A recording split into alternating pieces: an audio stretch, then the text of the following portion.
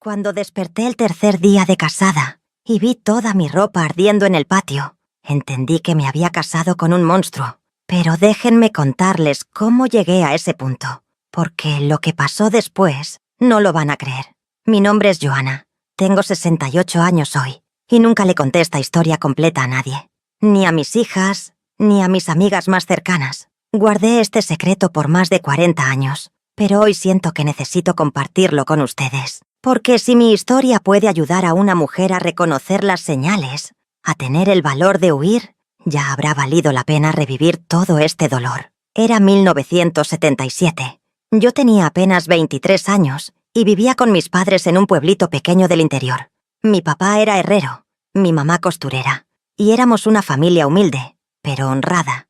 Yo trabajaba ayudando a mi mamá con las costuras y era conocida en el pueblo como una muchacha decente, de familia. En esa época, ustedes saben, las cosas eran diferentes. Una mujer soltera a los 23 ya se estaba quedando para vestir santos, como decían las comadres en la plaza. Fue cuando él apareció. Roberto tenía 35 años, venía de la capital, usaba ropa fina, tenía un auto propio. Algo raro en esos tiempos. Había venido a trabajar como gerente en la única fábrica de telas de la región. Alto, cabello bien peinado, siempre perfumado, con ese perfume importado que hacía que las cabezas giraran cuando él pasaba. Todas las muchachas del pueblo suspiraban por él, y él me escogió a mí. Recuerdo el día en que nos conocimos en la misa del domingo. Él estaba parado en la puerta de la iglesia, y cuando pasé con mi mamá, se quitó el sombrero e hizo una reverencia. Sentí mi cara arder. Mi mamá apretó mi brazo, toda emocionada. Después de la misa, él se acercó a mis padres, se presentó muy educado, pidió permiso para visitarme. Mi papá desconfió al principio. Hombre de ciudad grande, con esa edad y todavía soltero, algo raro hay ahí, murmuraba. Pero mi mamá, mi mamá quedó encantada. Joana va a tener un buen matrimonio, una vida mejor que la nuestra, repetía todo el tiempo. Las visitas comenzaron. Roberto venía todos los domingos por la tarde, se sentaba en la sala con mis padres, conversaba sobre negocios, sobre la fábrica, sobre sus planes. Siempre traía regalos. Un pañuelo para mi mamá, tabaco para mi papá, flores para mí. Era encantador, educado, sabía decir las palabras correctas, pero yo sentía algo extraño. No sé explicarlo bien. Era como si hubiera una sombra detrás de esa sonrisa perfecta. Cuando me miraba, a veces había algo frío en esos ojos cafés, algo que me hacía querer retroceder. Pero ¿cómo explicarles eso a mis padres? ¿Cómo decir que tenía miedo de un hombre tan perfecto, tan correcto? Pensé que eran nervios de muchacha sin experiencia. Pensé que eran tonterías de mi cabeza. Después de 3 meses de visitas, Roberto pidió mi mano en matrimonio. Hizo todo bien. Se arrodilló frente a mi papá. Habló de sus bienes, de cómo me iba a cuidar bien. Mi papá, que había resistido al principio, terminó cediendo. Es una buena oportunidad, hija. Él puede darte una vida que yo nunca pude darle a tu mamá. Acepté. ¿Qué más podía hacer? En esa época, una propuesta así no se rechazaba. Y todos a mi alrededor estaban tan felices, tan emocionados. Empecé a pensar que mis miedos eran solo inseguridad de muchacha, que nunca había tenido novio. El noviazgo duró apenas 2 meses. Roberto tenía prisa. «Quiero hacerte mi esposa pronto, Joana», decía, agarrando mi mano con demasiada fuerza. «Ya no aguanto esta espera». Mi mamá lo encontró romántico. Yo sentía mi estómago apretarse. Durante el noviazgo, él era atento, pero controlador. No le gustaba cuando conversaba con otros hombres, ni con los primos. Quería saber dónde estaba a toda hora. Escogió mi vestido de novia sin consultarme. Un modelo cerrado hasta el cuello, mangas largas, nada de escote. «Mi esposa va a vestirse con recato», dijo. Y todos encontraron maravilloso lo mucho que me respetaba. Pero había momentos en que apretaba mi brazo demasiado fuerte cuando no le gustaba algo. Momentos en que su tono de voz cambiaba, se ponía helado, cortante, y después volvía a ser encantador, como si nada hubiera pasado. Una semana antes de la boda, mi prima Clara me llamó aparte. «Joana, ¿estás segura? Ese hombre me da escalofríos». Yo lo defendí. «Estás celosa, Clara, solo porque tú no has conseguido casarte todavía». Nunca me voy a perdonar por haberle dicho eso. La boda fue el 15 de mayo de 1977, una ceremonia sencilla en la iglesia del pueblo, con toda la comunidad presente. Yo estaba linda en el vestido que mi mamá había ayudado a hacer, todo en encaje blanco. Roberto estaba elegante en su traje oscuro. Intercambiamos las argollas. El padre nos bendijo, y nos convertimos en marido y mujer. En la fiesta no me dejó bailar con nadie más que él, ni con mi propio papá. «Ahora eres mía, Joanna, solo mía», susurró eso en mi oído mientras bailábamos, y sentí un frío en la columna. Después de la fiesta, fuimos a la casa que él había alquilado en la ciudad, una casa alejada, al final de una calle sin salida, rodeada por muros altos. «Para nuestra privacidad», había explicado.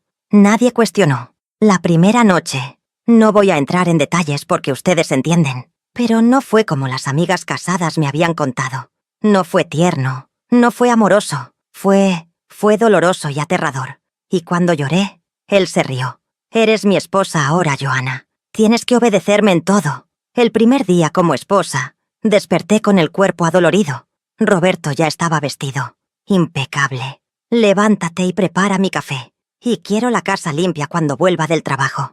No fue un pedido, fue una orden. Pasé el día limpiando esa casa enorme, sola, con miedo de lo que iba a pasar cuando él volviera.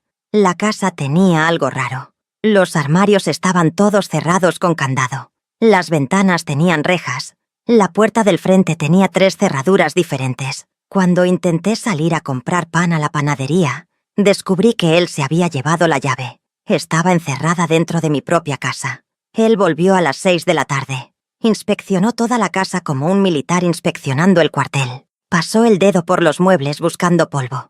Abrió la nevera para ver qué había preparado. Su cara se fue poniendo cada vez más roja. «Esto está un desastre, Joanna. La comida está sin sal. Hay polvo en la esquina de la sala.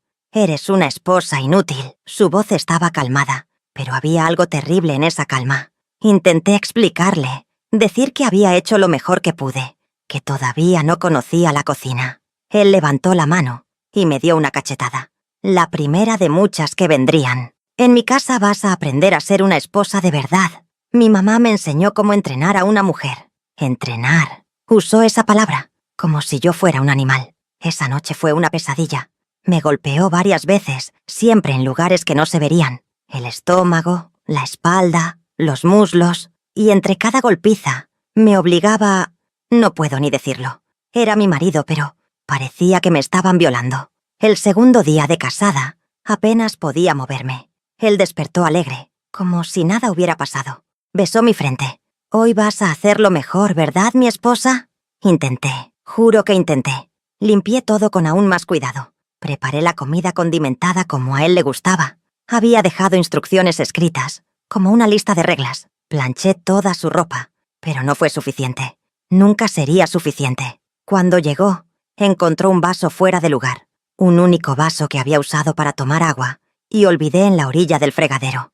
Agarró ese vaso y lo tiró en mi dirección. Me pegó en la frente. Sentí la sangre correr. «Eres igual que tu mamá, una cochina descuidada. Pero yo te voy a arreglar, Joanna, aunque tenga que romperte primero». La golpiza de esa noche fue peor, mucho peor. Usó el cinturón. Las marcas quedarían en mi cuerpo por meses. Y fue esa noche que me contó la verdad.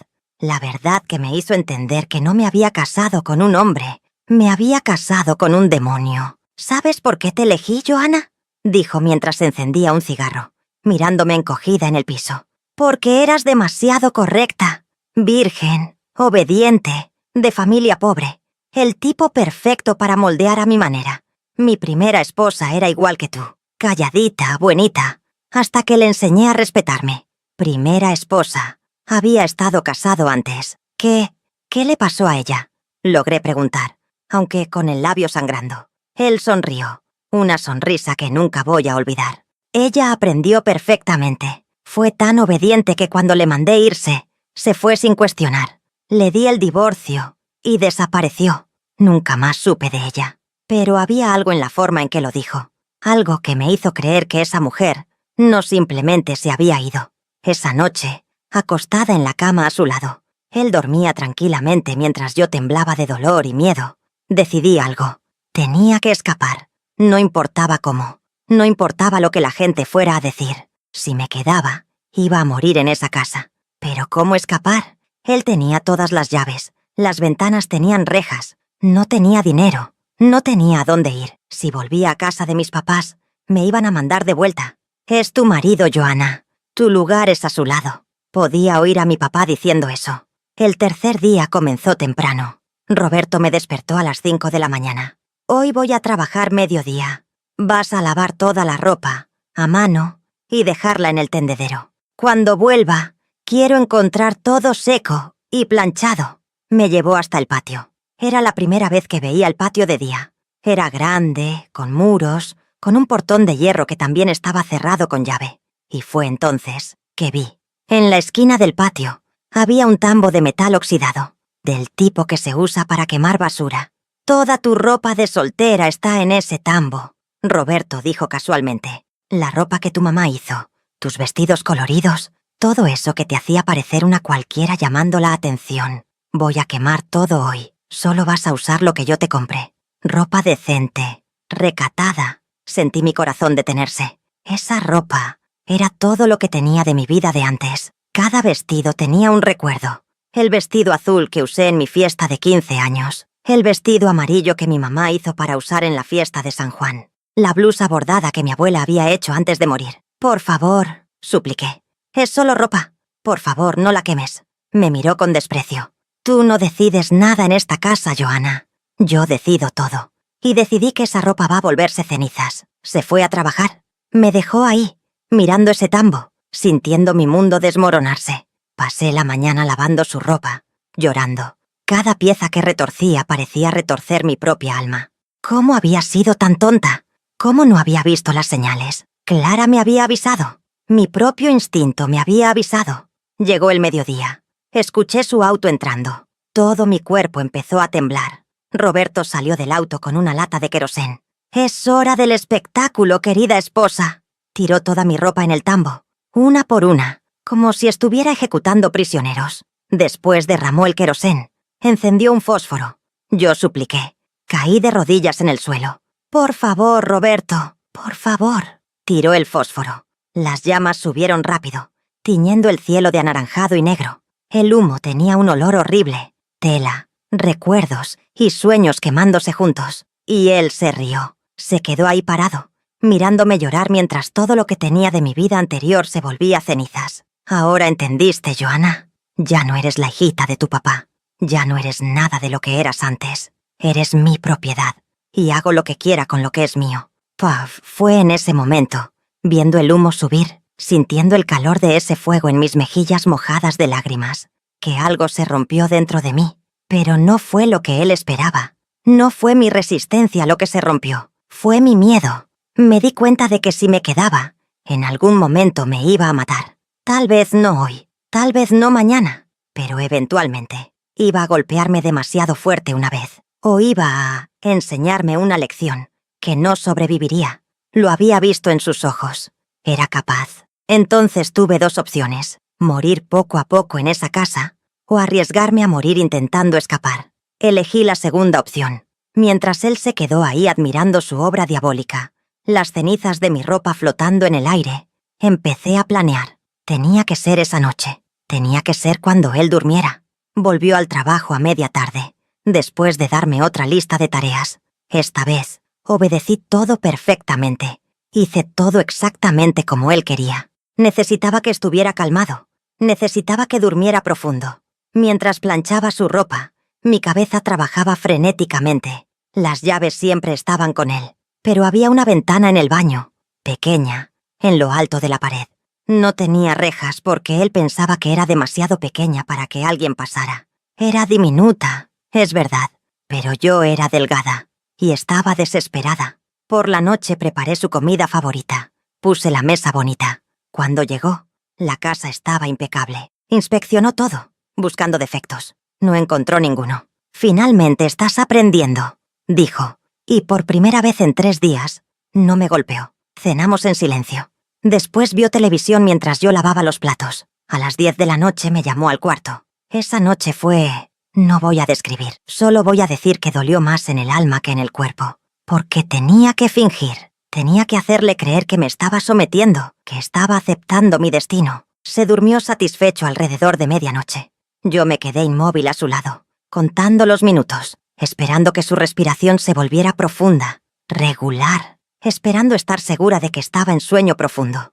1:00 de la mañana. Me levanté despacio, centímetro por centímetro. El colchón rechinó y mi corazón casi se detuvo, pero él solo se volteó de lado y siguió durmiendo. Fui al baño de puntillas. Cada paso parecía fuerte como un trueno en mis oídos. Cerré la puerta del baño despacio. Despacio. Miré esa ventanita. Estaba muy alta.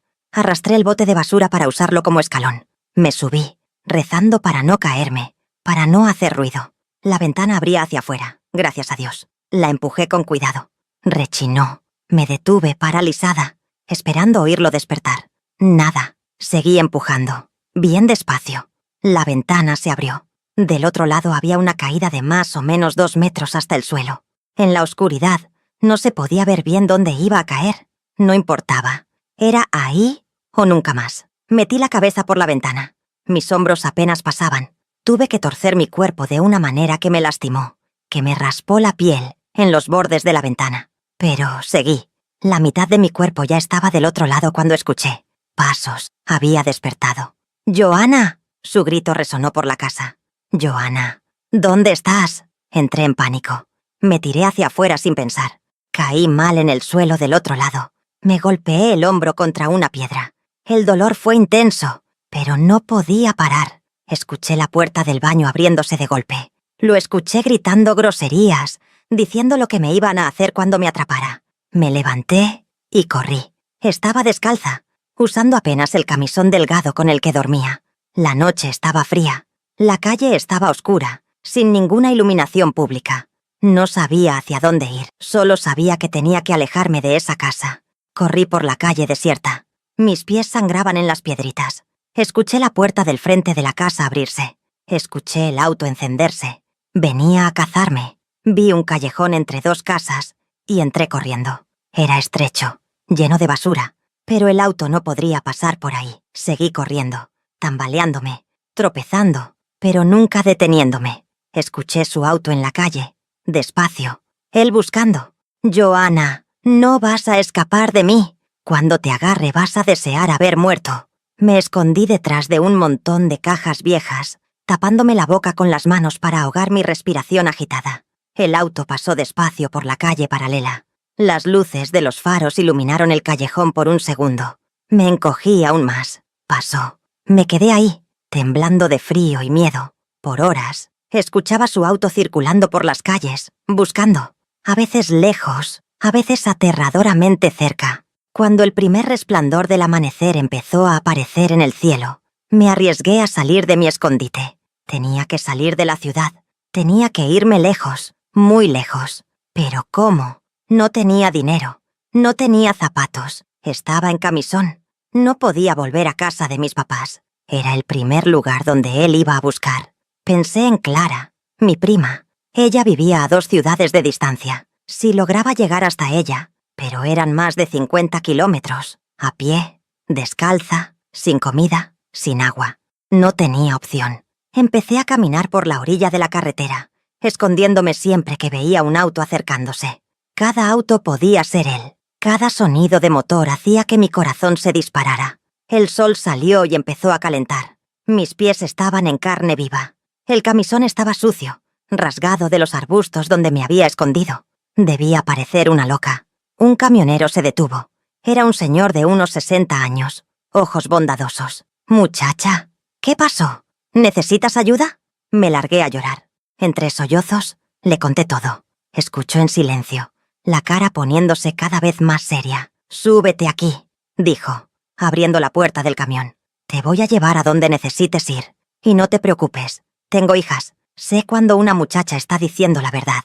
Ese hombre, cuyo nombre era don Antonio, me salvó. Me dio agua, un sándwich, hasta una camisa suya para cubrir el camisón. Manejó 2 horas fuera de su ruta para dejarme en casa de Clara. Cuando toqué la puerta de Clara, a las 9 de la mañana de ese día, casi no me reconoció. Abrió la puerta, me miró, y sus ojos se llenaron de lágrimas. «Ay, Dios mío, Johanna, yo sabía Sabía que algo estaba mal. Me abrazó y me derrumbé. Lloré todo lo que no había llorado hasta ahí. Lloré por mis ilusiones destruidas, por mi cuerpo lastimado, por mi inocencia perdida. Lloré por la vida que había imaginado y que nunca existiría. Clara me llevó adentro, me dio ropa, curó mis heridas. Ella vivía sola, trabajaba como maestra. «Te vas a quedar aquí conmigo», dijo, «el tiempo que necesites». Pero yo sabía que no estaba segura. Roberto iba a buscar. Era cuestión de tiempo hasta que descubriera dónde estaba. «Tienes que hacer una denuncia», Clara insistió. «Lo que él hizo es un crimen. No puede quedar impune». Pero en 1977, queridas, las cosas eran diferentes. La policía no tomaba en serio denuncias de esposas contra maridos. «Ah, pelea de pareja. Van a arreglarse». Eso decían. Una mujer que abandonaba al marido era vista como deshonrada, como una cualquiera, como alguien que no valía. Aún así, intenté. Fui a la comisaría del pueblo, con Clara apoyándome. El jefe de policía me miró de arriba abajo, con desprecio. «La señora abandonó a su esposo legítimo. Anda en camisón por la calle. ¿Y quiere que yo crea que él es el villano?». Se rió en mi cara. «Vuelva con su marido, muchacha, y pídale perdón por haber sido rebelde». Salí de ahí sintiéndome aún más sucia, más humillada.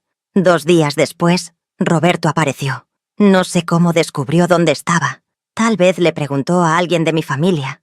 Tal vez investigó. El caso es que tocó la puerta de Clara a las 6 de la tarde de un jueves. Yo estaba en el cuarto del fondo cuando escuché su voz. Esa voz que me hacía temblar. «Vine a buscar a mi esposa. Sé que está aquí». Clara era valiente. «Ella no quiere volver con usted. Y no la voy a obligar. Ella es mi esposa». La voz de Roberto subió de tono. «Es mi propiedad. Y nadie me va a decir qué puedo o no puedo hacer con lo que es mío». Escuché Clara intentando cerrar la puerta. Escuché un golpe fuerte. Él la había empujado. Entró en la casa. Yo estaba paralizada en el cuarto, sin saber qué hacer. La ventana del cuarto estaba con rejas. No había salida. Me metí en el armario, tapándome la boca para no hacer ruido. Escuché sus pasos pesados, recorriendo la casa, abriendo puertas, buscándome. «Johanna, sé que estás aquí, mi amor. Solo quiero que volvamos a casa. Te perdono por haberme desobedecido. Vamos a empezar de nuevo». Su voz sonaba calmada, casi dulce, pero yo conocía esa calma. Era la calma antes de la tormenta. La puerta del cuarto se abrió. Vi sus zapatos por la rendija del armario. Se acercó. «Ahí estás». Abrió el armario de un jalón. Me agarró del brazo, sus dedos clavándose en mi piel. Me sacó a la fuerza. «¿Pensaste que podías huir de mí? ¿Pensaste que podías dejarme en ridículo delante de todo el pueblo?». Me arrastró hacia la sala. Clara intentó interponerse. «Suéltala. Voy a llamar a la policía». Él la empujó tan fuerte que cayó contra la pared. Escuché su cabeza golpear. Se quedó ahí, aturdida.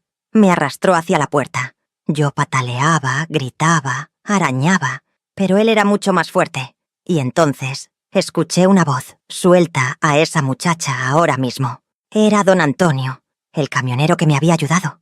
Estaba en la puerta, bloqueando la salida. Y no estaba solo. Había otros 3 hombres con él. Todos trabajadores, todos fornidos. «Esto no es asunto suyo», Roberto siseó. «Es mi esposa». «Una esposa no es una propiedad», don Antonio dijo, su voz firme. «Y un hombre de verdad no golpea a las mujeres. Así que vas a soltarla ahora mismo, o te vamos a hacer soltar». Roberto me soltó. Me empujó hacia adelante, y yo caí. Clara corrió a ayudarme a levantarme. «Esto no se queda así», Roberto amenazó. «Ella me pertenece. Voy a volver por ella». «No lo creo», don Antonio dijo. «Verás, fui a la capital hoy. Hablé con unos conocidos que tengo en la policía de allá. Resulta que tu primera esposa no desapareció como dijiste. Fue encontrada muerta hace 5 años. Y hay una investigación abierta. Están muy interesados en hablar contigo». Vi el color desaparecer de la cara de Roberto. «No tienen pruebas de nada», dijo, pero su voz ya no sonaba tan segura. «Tal vez no, pero con el testimonio de Johanna sobre lo que te hizo, van a empezar a investigar más a fondo. Y algo me dice que van a encontrar muchas cosas interesantes». Roberto me miró con tanto odio que sentí que me iba a quemar. «Esto no termina aquí, Johanna. Vas a pagar por esto». Salió de la casa, empujando a los hombres al pasar. Escuchamos su auto arrancar y alejarse a toda velocidad. Don Antonio se acercó a mí. ¿Estás bien, muchacha? No podía hablar, solo asentí, temblando de pies a cabeza. Escucha, dijo gentilmente. No puedes quedarte aquí. Él va a volver. Pero tengo una hermana en la capital, a 3 horas de aquí. Ella puede darte trabajo y un lugar donde quedarte, un lugar donde él no te vas a encontrar. Y así fue como, esa misma noche, empaqué las pocas cosas que tenía y me fui con don Antonio hacia la capital. Clara quería venir conmigo, pero le pedí que se quedara. Alguien tenía que hablar con mis papás, explicarles lo que había pasado. El viaje fue largo y silencioso. Yo miraba por la ventana, viendo mi vida pasar. 3 días de casada. 3 días que habían destruido todo lo que yo era. La hermana de don Antonio, doña Mercedes, me recibió con los brazos abiertos. Era una mujer de unos 50 años, viuda, que tenía una pequeña pensión donde se hospedaban trabajadores y estudiantes. «Vas a trabajar aquí conmigo», dijo. «Ayudando con la limpieza, la cocina. Te voy a pagar y vas a tener tu propio cuarto. Y nadie te va a molestar aquí. Tengo varios inquilinos que son policías. Este es un lugar seguro». Y por primera vez en días me sentí segura. Los primeros meses fueron difíciles. Vivía con miedo constante de que Roberto apareciera. Cada golpe en la puerta me hacía saltar. Cada hombre alto que veía en la calle me hacía correr a esconderme. Tenía pesadillas todas las noches. Soñaba que estaba de vuelta en esa casa, viendo mi ropa arder, sintiendo sus manos golpeándome. Despertaba gritando, bañada en sudor. Doña Mercedes fue paciente conmigo. Me dejaba llorar cuando necesitaba. Me abrazaba cuando las pesadillas me despertaban en la madrugada. «El tiempo cura, mijita», me decía. «No hoy, no mañana, pero algún día vas a despertar y el miedo va a ser un poco menor». 2 meses después de mi huida, Clara vino a visitarme. Traía noticias. «Joana», me dijo agarrando mis manos. «Roberto desapareció». Sentí mi corazón detenerse. «¿Qué quieres decir con que desapareció?» La policía de la capital fue a buscarlo para interrogarlo sobre su primera esposa. Cuando llegaron a la fábrica ya se había ido. Renunció de un día para otro. Recogió sus cosas de la casa y nadie sabe dónde está. Debería haberme sentido aliviada, pero solo sentí más miedo, porque un Roberto que yo podía ubicar era menos peligroso que uno que podía estar en cualquier parte, esperando el momento de vengarse. «Hay más», Clara continuó. «Encontraron cosas en su casa. Cartas, fotos. Resulta que su primera esposa no fue la única. Había otra antes de ella. También desapareció. La policía cree que las mató a ambas, Joana, y que tú ibas a ser la siguiente». Me desplomé en la silla. Todo este tiempo había estado casada con un asesino. Si me hubiera quedado una semana más, un mes más. «Tus papás quieren verte», Clara dijo suavemente. «Están destrozados. Tu mamá no para de llorar. Dice que nunca se va a perdonar por haberte empujado a ese matrimonio. Pero yo no estaba lista para verlos. No todavía. Todavía estaba demasiado enojada, demasiado herida. Ellos me habían entregado a ese monstruo. Habían ignorado mis dudas, mis miedos. Habían elegido la apariencia de un buen matrimonio sobre mi seguridad. Pasarían 2 años antes de que pudiera volver a hablar con ellos. Durante ese tiempo trabajé en la pensión de doña Mercedes. Aprendí a cocinar platillos que nunca había hecho antes. Aprendí a administrar el dinero, a tratar con los inquilinos, a defenderme con palabras en vez de solo con sumisión. Los inquilinos me trataban con respeto. Había estudiantes universitarios, trabajadores de construcción, un par de policías jóvenes. Todos sabían mi historia. Doña Mercedes se había asegurado de contarles para que me protegieran si era necesario. Uno de esos inquilinos era Tomás. Tenía 28 años. Estudiaba ingeniería en la universidad de noche mientras trabajaba de día en una oficina. Era callado, respetuoso. Siempre decía «buenos días» y «gracias» cuando le servía la comida. Un día me encontró llorando en la cocina. Era el aniversario de mi boda. 3 años habían pasado. 3 años desde que mi vida se había convertido en una pesadilla. «Señora Joana», dijo gentilmente, «¿puedo ayudarla en algo?» Le dije que no, que estaba bien, pero él no se fue. Se sentó en la mesa de la cocina y esperó. Y no sé por qué. Tal vez porque ya no aguantaba más cargar sola con todo ese peso. Empecé a hablar. Le conté todo. Cada detalle horrible. Las golpizas, el fuego, la huida. Él escuchó sin interrumpir, sin juzgar. Cuando terminé solo dijo: «Es usted la mujer más valiente que he conocido». Nadie me había llamado valiente antes. Rota, sí. Víctima, sí. ¿Pero valiente? No fui valiente, susurré. Solo tuve suerte de escapar. No, Tomás insistió. La suerte fue abrir esa ventana. La valentía fue decidir abrirla en primer lugar. La valentía fue seguir viviendo después. Esas palabras cambiaron algo en mí. Por primera vez, empecé a verme no como una víctima permanente, sino como una sobreviviente. Tomás y yo nos hicimos amigos. Él nunca intentó nada romántico. Creo que entendía que yo no estaba lista, que tal vez nunca estaría lista. Solo era una presencia gentil en mi vida. Alguien con quien podía conversar, reír de vez en cuando. 4 años después de mi huida, en 1981, recibí noticias que cambiarían todo. Roberto había sido encontrado. Estaba muerto. La policía lo había localizado en un pueblo remoto en la frontera. Al parecer, había intentado huir del país, pero se había involucrado en un altercado en un bar. Había golpeado a una mujer allí, otra víctima, y el hermano de ella lo había enfrentado. En la pelea Roberto cayó, se golpeó la cabeza contra el borde de una mesa y murió instantáneamente. Cuando don Antonio me trajo la noticia, esperé sentir algo: alivio, alegría, satisfacción, pero lo único que sentí fue vacío. Ese hombre me había robado tanto, y ahora ni siquiera podía enfrentar justicia por lo que había hecho. Al menos ya no puede lastimar a nadie más, dijo doña Mercedes, abrazándome. Tenía razón, y eso tendría que ser suficiente. Con Roberto muerto, finalmente me sentí lo suficientemente segura como para reconectar con mi familia. Volví a mi pueblo por primera vez en 4 años. Mi mamá envejeció décadas en esos años. Cuando abrió la puerta y me vio, se derrumbó. «Perdóname, hija. Perdóname, perdóname, perdóname». Lloró tanto que pensé que se iba a ahogar en sus propias lágrimas. Mi papá no dijo mucho. Solo me abrazó fuerte y susurró: «Debí haberte escuchado. Debí protegerte mejor». Fue difícil perdonarlos. Parte de mí todavía estaba enojada. Todavía sentía que me habían fallado cuando más los necesitaba.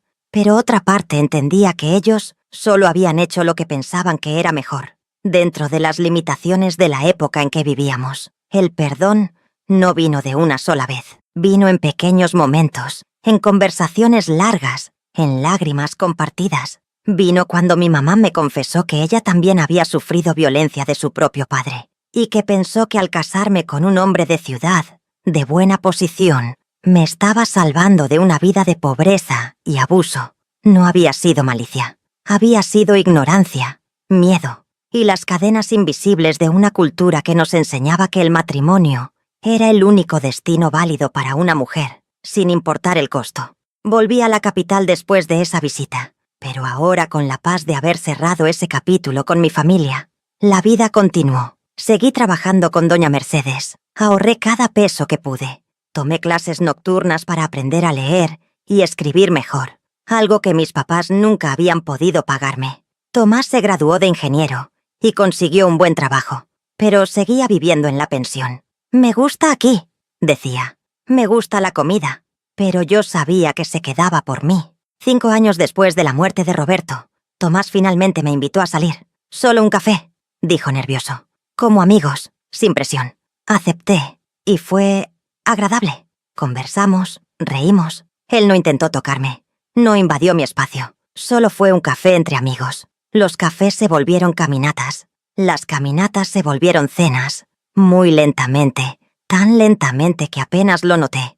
Me estaba enamorando, pero el miedo seguía ahí. Cada vez que Tomás levantaba la voz por cualquier motivo, me encogía. Cada vez que se acercaba demasiado rápido, me alejaba instintivamente. Los fantasmas de Roberto seguían vivos en mi mente. Una noche, después de una cena particularmente linda, Tomás me tomó de las manos. «Johanna, tengo que decirte algo». Mi cuerpo se tensó automáticamente. «Estoy enamorado de ti», dijo simplemente. «Y sé que tienes miedo. Sé que lo que te pasó te marcó profundamente. No te estoy pidiendo que me ames de vuelta, ni que confíes en mí inmediatamente. Solo te estoy diciendo la verdad. Y si algún día, aunque sea en 10 años, sientes que puedes darle una oportunidad al amor otra vez, yo voy a estar aquí esperando». Lloré por todo. por el dolor del pasado, por el miedo del presente, por la posibilidad aterradora y hermosa de un futuro.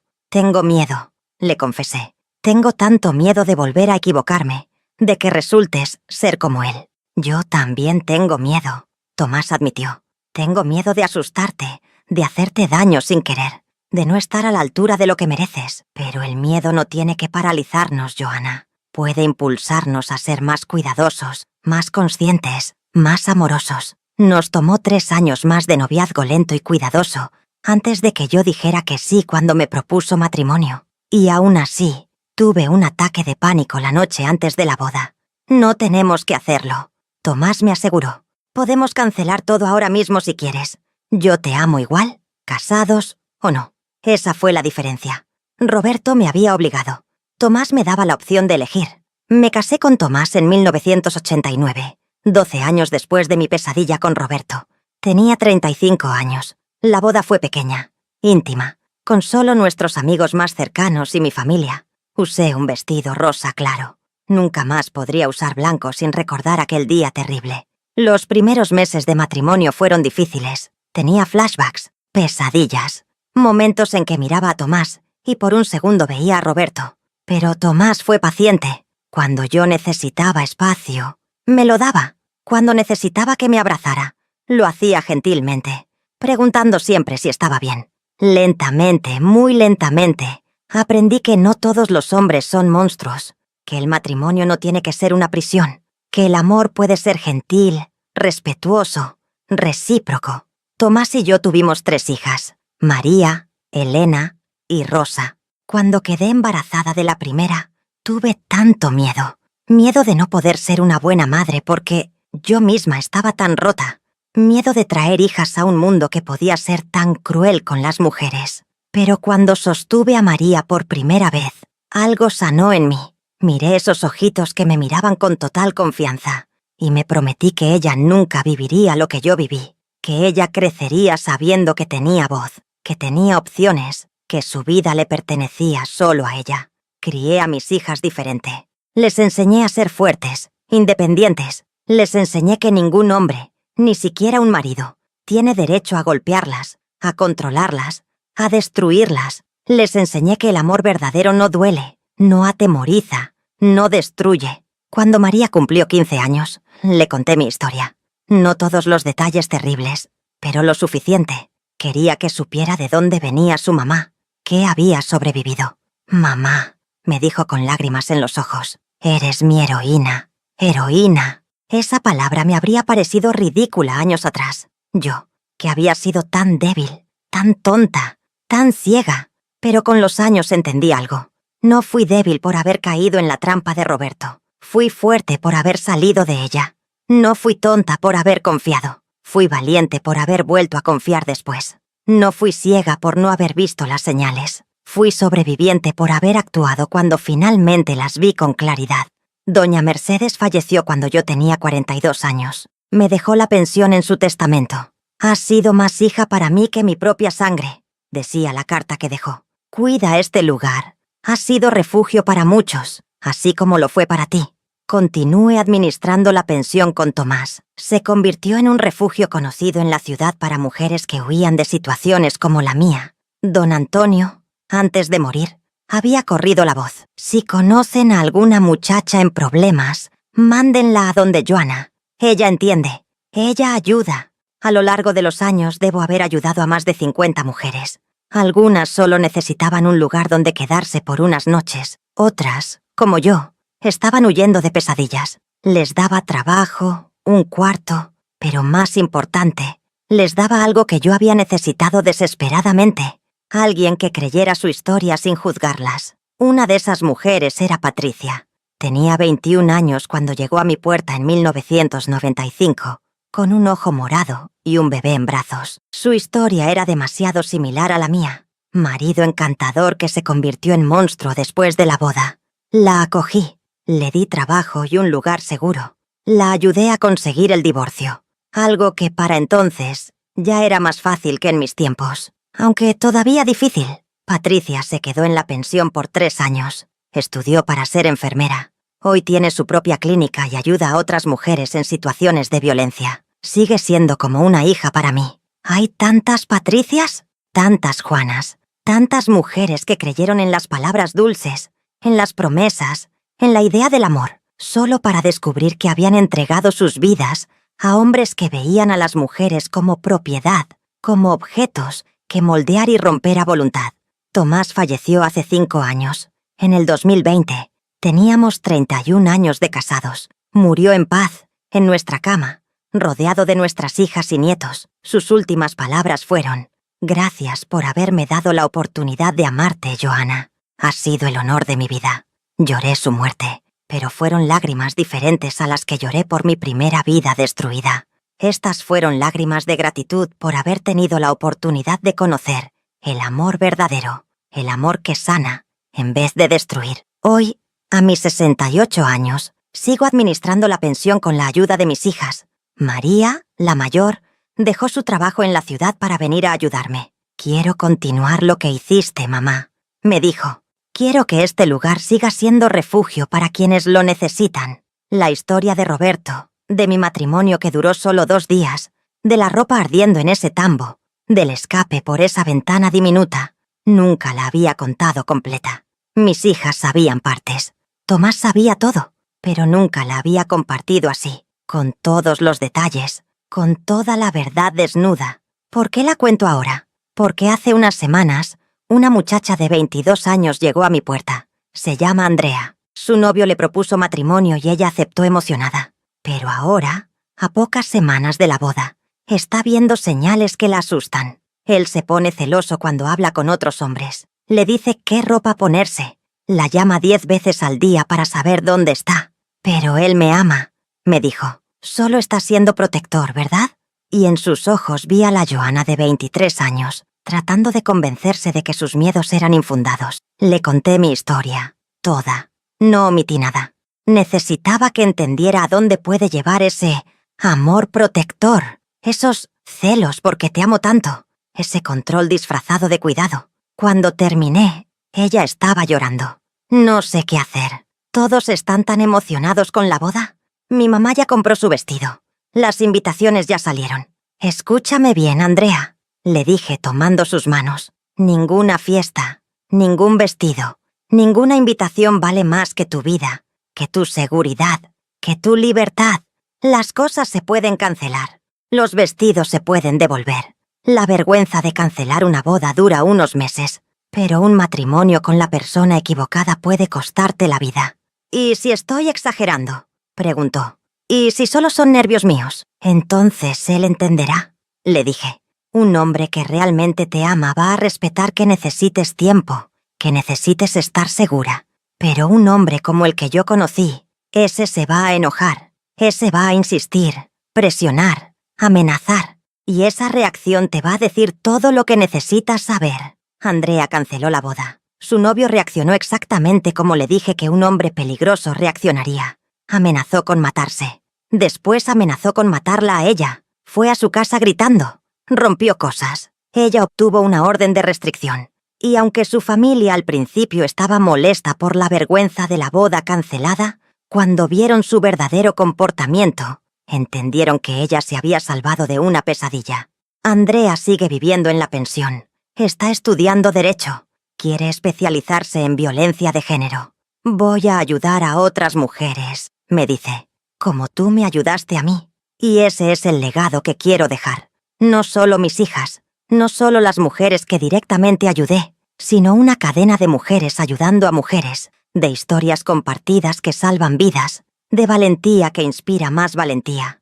Mi matrimonio con Roberto duró solo 2 días, pero esos 2 días me enseñaron más sobre la vida, sobre la supervivencia, sobre la fuerza que tenemos las mujeres, que todos los años anteriores juntos. Me enseñaron que el amor verdadero no controla, libera, no destruye, construye, no atemoriza, da paz. Me enseñaron que ninguna tradición, ninguna expectativa social, ninguna presión familiar vale más que nuestra seguridad y nuestra dignidad. Me enseñaron que pedir ayuda no es debilidad, es sabiduría, que huir no es cobardía, es supervivencia, que empezar de nuevo no es fracaso, es valentía. Y me enseñaron que no importa qué tan oscura sea la noche, Siempre hay una ventana por la que escapar. A veces es una ventana literal, pequeña y alta. A veces es una persona bondadosa con un camión. A veces es una prima valiente que abre su puerta. A veces es la decisión de seguir viviendo cuando sería más fácil rendirse. Hoy miro atrás y veo dos Joanas. La que se casó en mayo de 1977, inocente y asustada, que vio su ropa arder y pensó que su vida había terminado. Y la que estoy hoy, con 68 años, 3 hijas, 7 nietos, una pensión llena de vida y una historia que finalmente pude contar completa. Roberto me quitó muchas cosas, mi inocencia, mi primera juventud, años de paz mental. Pero hay algo que nunca pudo quitarme, mi derecho a rehacer mi vida, mi capacidad de amar otra vez, mi fuerza para ayudar a otras, mi voz para contar esta historia. Quemó mi ropa, pero no pudo quemar mi espíritu. Me golpeó, pero no pudo romper mi voluntad de vivir. Me encerró, pero no pudo aprisionar mis sueños de libertad.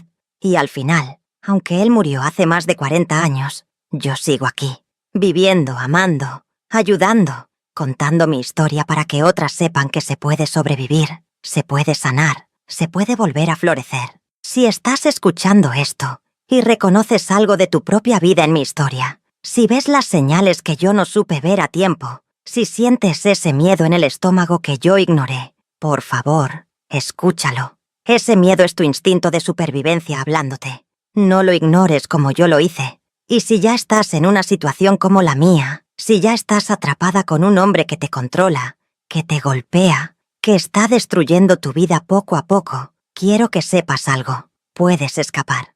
No va a ser fácil. Va a requerir valor, planificación, ayuda. Pero es posible. Busca tu ventana. Tal vez no sea una ventana literal. Tal vez sea un teléfono para llamar a una línea de ayuda. Tal vez sea una persona de confianza a quien contarle la verdad.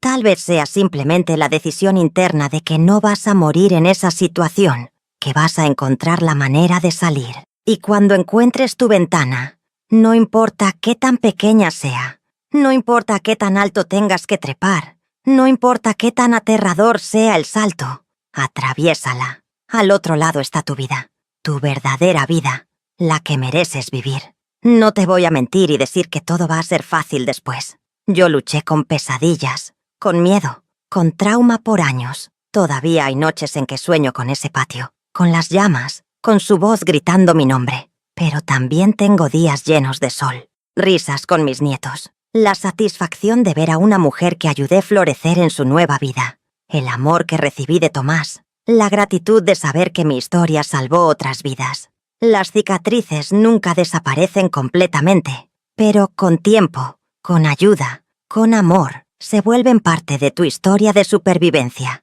no la historia completa de tu vida. Quiero que me cuenten en los comentarios si reconocen estas señales en sus relaciones o en las relaciones de alguien cercano. ¿Qué van a hacer al respecto? Porque conocer la información no es suficiente. Tenemos que actuar. ¿Están en el team hablar y buscar ayuda inmediatamente? ¿O en el team guardar silencio y esperar? Porque déjenme decirles algo. Guardar silencio casi me costó la vida. Hablar, aunque fue difícil, aunque la primera persona no me creyó, eventualmente me salvó. ¿Cuál es la mayor lección que sacan de mi historia? Para mí, después de todos estos años, es esta. El amor verdadero te hace crecer, no te hace encoger. Te da alas, no te pone cadenas. Te hace sentir segura, no aterrorizada. Si el hombre a tu lado te hace sentir pequeña, asustada, controlada, no es amor. No importa qué tan dulce sea a veces, qué tan arrepentido parezca después de golpearte, qué tan románticas sean sus palabras. El amor verdadero no se mezcla con terror. Y a las mamás que están escuchando esto, por favor, escuchen a sus hijas cuando expresen dudas sobre sus novios o prometidos. No las empujen hacia matrimonios solo porque ya es hora, o porque es un buen partido, o porque ¿qué va a decir la gente? Mi mamá cargó con la culpa de lo que me pasó hasta el día de su muerte.